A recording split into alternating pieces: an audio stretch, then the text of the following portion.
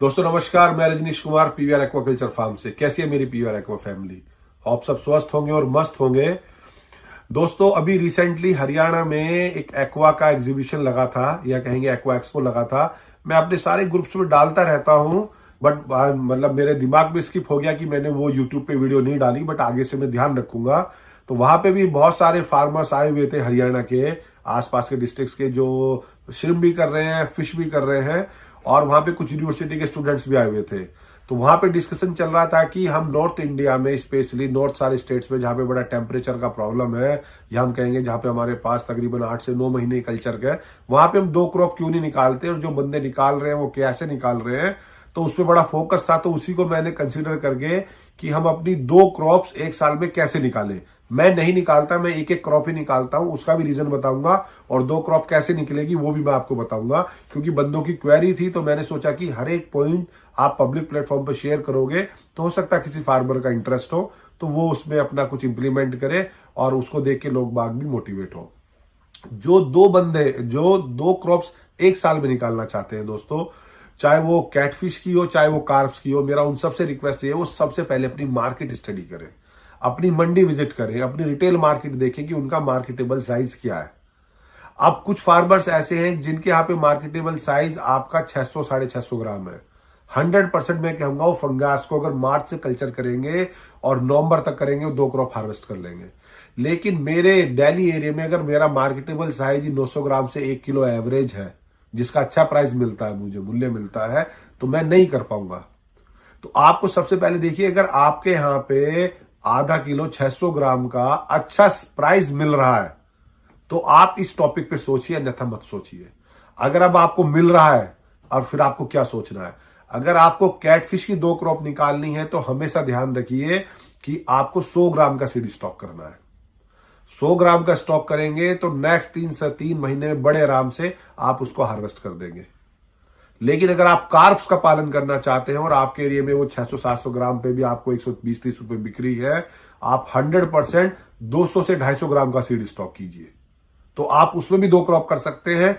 लेकिन आप ये सोचिए कि अगर आपको यहां पे अच्छा प्राइस नहीं मिल रहा है और आपने 200-250 ग्राम का सीड स्टॉक किया और 1 किलो का मार्केटेबल साइज है, तो आपने एक कल्चर में 700 ग्राम वेट गेन करा, 2 में 1400 करोगे आप 2 क्रॉप में।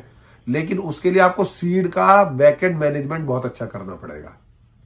मैं जनरली बताता हूं, अगर आप 10 एकड़ की फार्मिंग कर रहे हैं, 5 एकड़ वाले को नर्सरी नहीं बनानी चाहिए। कोई 10 एकड़ की फार्मिंग कर रहा है या किसी ने 40-50 टैंक्स लगाए हुए हैं, तो वो दोनों के केस में तकरीबन 10% पे वो नर्सरी मैनेजमेंट करे, या सीड बैंक बनाए, रियरिंग करे, या हम कहेंगे फिंगरलिंग को ईयरलिंग कन्वर्ट करे। अगर कोई 10 एकड़ की फार्मिंग कर रहा है तो 10% आपको चाहिए हर हालत में। लेकिन अगर आपको 2 क्रॉप के मोड में जाना है तो आप इसको कन्वर्ट कर दीजिए मिनिमम 40%। अगर मेरा 20 एकड़ का फार्मिंग है तो मेरे को 8 एकड़ में हमेशा 200 ग्राम का सीड स्टॉक करना पड़ेगा। अब आप ये देख लीजिए कि अगर आप देखिए, एक्वाकल्चर इज प्योरली बिजनेस। आप बिजनेस को ऐसा समझिए कि अगर आपने 20 एकड़ की फार्मिंग है और 40% 8 एकड़ में आप नर्सरी बना रहे हैं, 8 एकड़ में जो सीड आप पैदा कर रहे हैं उस जमीन का लीज भी है, क्या मैं उससे ज्यादा पैसे कमा पा रहा हूं डबल क्रॉप निकाल के? तो लोग बात क्या करते हैं, बस वो कॉपी पेस्ट कर लेते हैं, इकोनॉमिक्स को देखते नहीं है। अगर मैं डबल पैसे कमा पा रहा हूं, मेरा अच्छा प्राइस है, तो 100% कीजिए, अन्यथा मत कीजिए। क्योंकि 2 क्रॉप में सबसे बड़ा ही जो टास्क है, सबसे बड़ी एक्टिविटी है, वो यही है कि आपका सीड हमेशा आपके बैकएंड से तात्पर्य है कि आपका फार्म में रहना चाहिए, आपकी नर्सरी में रहना चाहिए, बड़े साइज का रहना चाहिए, उसकी स्ट्रेटेजी होनी चाहिए। अब वो ऐसा भी नहीं हो सकता कि आप एक एकड़ में आप 50,000 बच्चे डाल देंगे और सारे 200 ग्राम के हो जाएंगे और उसमें कोई प्रॉब्लम नहीं आएगी। तो अगर कोई 2 क्रॉप निकाल रहा है तो बेसिक सिंपल रूल है कि वो अपनी मार्केट स्ट्रेटेजी करे, अपना फिश का सेल देखे, क्या साइज पे सेल हो रहा है वो, और उसके अकॉर्डिंग वो अपना नर्सरी मैनेजमेंट करे, जो कि बहुत बड़ा रोल प्ले करेगा, क्योंकि उसमें आपकी बहुत सारी कॉस्ट इन्वॉल्व है। तो ये मैंने इसलिए शेयर किया कि बहुत सारे बंधु, मेरे किसान भाइयों की क्वेरी थी। तो 2 क्रॉप निकाल सकते हैं, लेकिन वो डिपेंड करेगा कि मेरे यहाँ पे मार्केटेबल सा। अब मैं आपको एक एग्जांपल दूं, लखनऊ में मैं जानता हूं कई अच्छे फार्मर्स ऐसे हैं जो 2 बार मछलियों को सेल करते हैं। उनके पास जब वो आपका मार्च में स्टार्ट करते हैं, फेब एंड मार्च में, तो बड़े आराम से वो मई जून तक निकाल देते हैं। और मई जून में जो सीड स्टॉक करते हैं वो बैक एंड वाला उनका पुराना सीड रहता है, उसको वो नवंबर तक हार्वेस्ट कर देते हैं। बंदे निकालते हैं, बट मार्केटेबल साइजेस 600 से 700 ग्राम।